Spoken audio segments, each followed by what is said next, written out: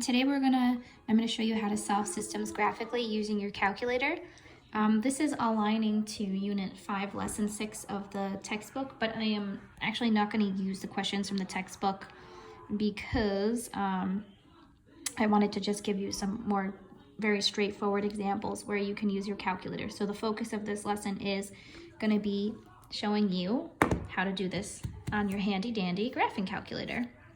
Okay, so that being said, your homework tonight is not going to be in the textbook. It will be a worksheet, okay? So take a look for the worksheet in the homework post. Okay, let's get started. So first thing that I did for you guys was, I know it's a lot, but I wrote out steps for you. If you are not printing out lessons, I would say at least go in here and just print this one page out. It's the second page of the PDF. And it's just steps for how to use your calculator to solve a system of equations. So what I'm going to do is I'm going to have this on the side while we do the problem so I can show you each of the steps. Yeah, so you know what, I'm just going to put it to the side now instead of talking through the whole thing. So what we're going to do is we're going to graph this system of equations using our calculators, okay? So we've got two equations. Now, the other day, we did this by hand, right? So we looked and we graphed the two lines and we looked to see where they intersect. The good news is you can use your calculator to do this and make your life a lot easier. So step one, we go to y equals and we enter in the first equation in y1. So go ahead and get your calculators, turn them on. Y equals is here. Okay, now I have stuff in here, so make sure you clear out your y equals. Remember, we're using the arrows to go up and down here. And now step one was to put your first equation into y1. So we have negative 5/3 x plus 3. And I gave you a little reminder here. For fractions, push alpha and y equals and then enter. So if you're not sure, to get a fraction, you push alpha, y equals, and then it gives you n over d. Okay, so that's your just typical fraction button. Okay, so then you push enter, and then it gives you a nice little fraction spot. So I can put my negative 5/3. So remember, your negative button is down here. You're not using subtraction. Negative 5, and then you use your down arrow to get into the denominator, over 3. Sorry, you can't see. And then to get out of the fraction, it tells you on my calculator, not all of them do that, but you need to use your side arrow here to get out of the fraction.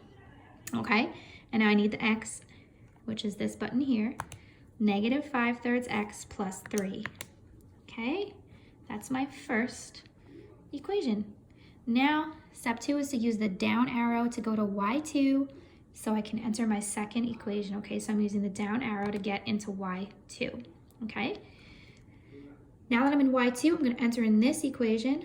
I have a fraction again, so again, I'm going to alpha y equals and enter. This time it's positive, so it's just going to be 1/3. Remember to use your down arrow to get to the denominator, and then use your side arrow here to get out of the fraction and enter in your x, minus 3. And remember, this isn't actually a minus. You don't want to use your negative there. It's very important not to mix up your negatives and your subtraction signs, okay? Okay, step 3, we're going to press graph. If we can't see the full graph or the intersection point, I'm going to show you two ways that you can attempt to see your graph. You can use zoom standard, which is zoom 6, or zoom fit, which is zoom 0. I have one hand in my sleeve and I have one hand in my shirt. Oh, very nice. Okay, so here's the graph button. Hit the graph button, and I already have a standard zoom here. And you can see where your line intersects. It's just slightly easier, actually not slightly, it's a lot easier than graphing it by hand. I'm just gonna show you, let's just say that my graph came up like this instead, okay? And I couldn't see it very well. Notice all I can see is one of these lines, the second line is here somewhere, but I can't see it too well. So this happens sometimes when your window is set on something and you don't even realize it. So what you can try is always zoom 6, which is zoom standard. The zoom button's right here in the middle, okay? And this should become a habit for you. Zoom 6 or zoom standard. Remember, you can always just push the number And it sounds like there's a pterodactyl in my house. Okay, and then you can zoom out. Zoom fit is also a good one. True. Zoom, and it's all the way down at 0, but if you remember that zoom 0, then you can always just use that, and then it just basically gives you the best fit. Okay, so in this case, it's a little different than the zoom standard. Sometimes the zoom fit and the zoom standard are the same. Okay, so I'm actually gonna go back to zoom standard because I prefer that, so that's zoom 6. And now we're gonna check out the next step. So the next step is to press, so this is how we find our intersection point. We're gonna push second trace, which says calc. Okay, so that's, remember, anything that's written in blue, to get those points, those functions, you have to push the second button. So I want calc, so I need to push second trace to get to calc. Second trace. And I'm going to select 5 for intersect. And of course you can use the arrow, but don't forget you can also just push the number that you're looking for. Okay, so here we go. It's going to ask you first curve. What it's asking you is, what is the first line that you want to check the intersection point for? So you're gonna see a little blinking cursor like that, little dot there. So you push enter after you see first curve. Now it asks you second curve. Now there's a new blinking dot. You're gonna push enter again, but you just wanna make sure that it is on the other line, because if you have the 2 blinking dots on the same line, it's not gonna be able to find the intersection point. So now that I see it's on the other line, I push enter again. And now it says guess. It wants you to give it an idea of where to guess. Now, if you have a very obvious intersection point like this, you can just push enter here, but if not, you're gonna use your side arrows to try to get the little blinking cursor as close to the intersection point as possible. And then once you do that, you have to push enter one more time. And then, oh my gosh, it tells you your intersection point, 3, -2. Isn't that just delightful? So now we have an easy solution. I know that my solution is gonna be 3, -2. Now, how do I get this information onto the graph without having to do this all by hand? Hopefully you guys remember, but you can access your table for both of these graphs by pushing second graph where your table is. So if I do second graph, I'm gonna see tables for both of these equations. Now be careful because the x values stay the same. This is for the first graph. So that means 0, 3, 1, 4/3, 2, -1/3, 3, -2. Those are for the first line. This is the second line. Now, if you don't want to be graphing these fractions here, just pick the ones that are whole numbers. So here's what I mean. For my first line, I have 0 and 3. So I'm gonna go here and I'm going to 0 and 3. That's my y-intercept, 0, 3. Okay, now I'm gonna go to the next whole number. I'm not gonna use this or this. I'm gonna go to 3, -2. That's 3, -2. So go to 3, down to 2. Okay, let's see if the next actual point is something I can actually graph here. It's 6 and -7. So I don't have enough room, but that would be down here somewhere, okay? This is gonna be my first line. So if I had a ruler, which I don't, I mean, I have one upstairs, but I don't have one right now. This is really not enough points to be graphing here. I should really have 3 points, but that's okay for right now. Okay, that would be my first line. Now, I'm gonna go to my second line, which is the y2. And I can see I have a point at 0. 0, -3 is my first point. So that would be 0, -3. That's down here. This is my other y-intercept for my second line. Now I want to find the next whole number. It's -2 and the x value is 3. So it's 3, -2. So 3, -2, and I know that's my intersection point. Let's see if I can do one more.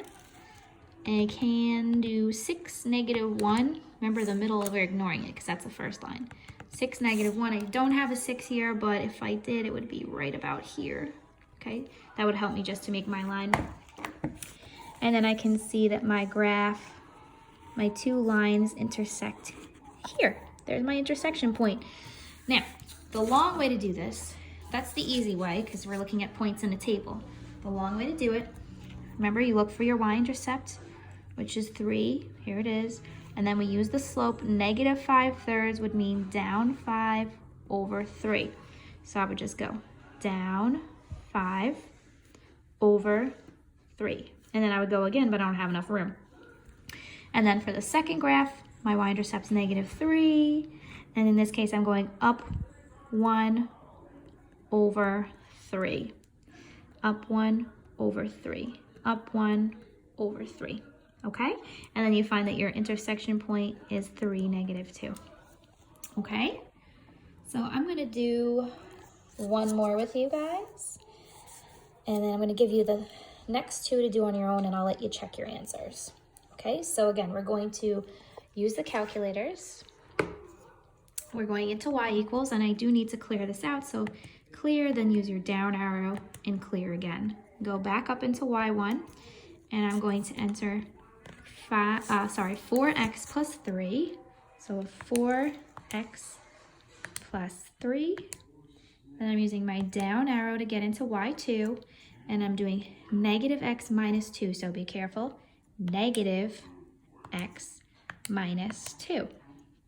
Okay? I'm going to go right to my graph. All right, and let's see if it fits well. This is pretty much a perfect fit. Okay, and now to get my intersection point, I do second trace, which is calc, and I go to 5 for intersect.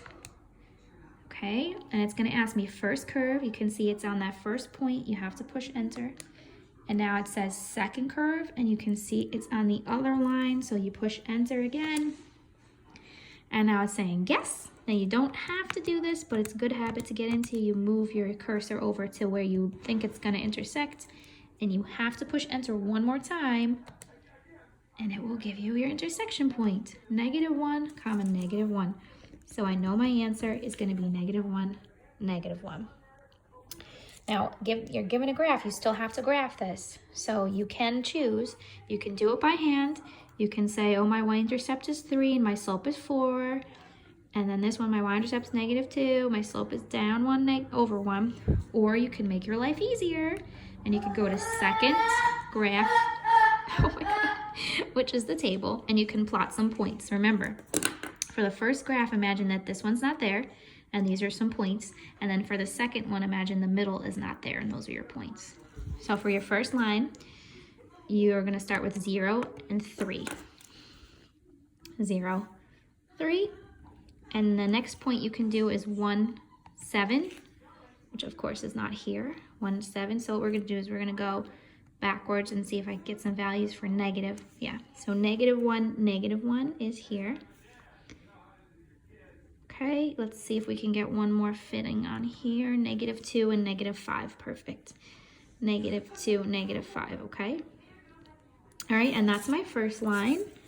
So we're gonna draw a nice little straight line, as straight as you can get it if you don't have a ruler. And now for my second line, remember, imagine that the middle is not there. These are your x and y's. So 0 and -2 is my y-intercept. 0, -2 is here. Okay. I've got 1, -3, 1, -3. Let's go backwards so we can get some more points. -2, comma 0, that's here. Can keep going. -3, comma 1. And that's really enough points, okay? Because you can already see where the where the solution point is, right? So you draw your line through here, and I'm making doing a very big no-no by doing this in pen, guys. So make sure you do this in pencil.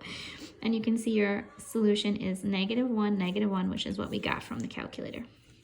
Okay, guys?